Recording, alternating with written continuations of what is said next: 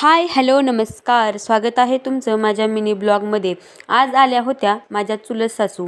ह्या शेतातून आणलेली मेथीची भाजी द्यायला माझ्याकडे आल्या होत्या आणि आल्याबरोबरच त्यांचं देवघराचं आणि स्वामी समर्थांच्या मूर्तीचं कौतुक चालू होतं. आपल्याला तर माहीतच आहे यांच्या वयांची माणसं देवाबद्दल किती भावूक असतात. तोपर्यंत मी आमच्या दोघीसाठी इकडे चहा ठेवत होते.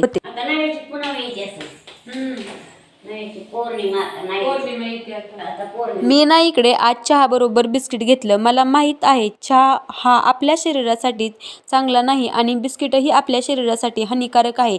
पण काय करणार, माझं आजकाल हे गोळ्यावर काम चालू आहे. दुपारी काम आवरेपर्यंत तेवढीच एनर्जी लागते. आणि त्रिशाच्या पप्पांचं इकडं आमच्या दोघीला चिडवणं चालू होतं. मी त्यांना विचारत होते त्यांची म्हैस कधी यायला येणार आहे, कारण मला खरवसचं दूध खूप आवडतं आणि त्याही आत्या मला नक्कीच आणून देतात. पण त्रिशाचे पप्पा मला म्हणत होते की तू जा त्यांच्याबरोबर म्हैस वगैरे राखायला, तरच ते तुला दूध देतील. माझा स्वयंपाक वगैरे झाला की माझी चालू झाली स्वच्छता मोहीम. कारण मी आहे 2 दिवस झालं सुट्टीवर, तब्येत माझी खराब असल्यामुळे.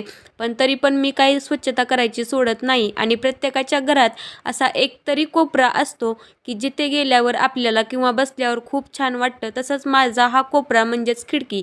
जेव्हा मला उदास वाटतं तेव्हा मी इथे ह्या खिडकीजवळ येऊन बसत असते. आपलं घर हे स्वच्छ आणि नीटनेटकं राहिलं तरच आपल्याला घरात काम करावंसं वाटतं. आणि कुठल्याही गोष्टी कुठेही अस्ताव्यस्त असेल तर आपल्याला काम करण्यात अजिबात रस राहत नाही. म्हणून सगळ्या गोष्टी जागच्या जागी ठेवाव्या, तरच आपल्याला घरात काम करताना सुद्धा आपलं मन हे कामात रमलं जातं.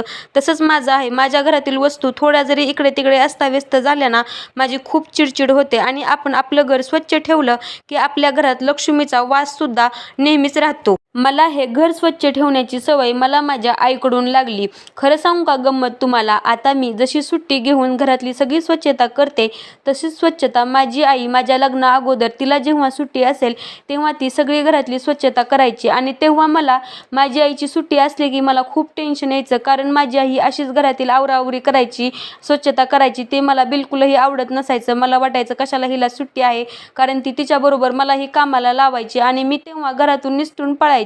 आणि आता बघा, मी इकडे आजारी असून सुद्धा मला घरातील स्वच्छता करावी लागते आणि मी ती आवडीने करते.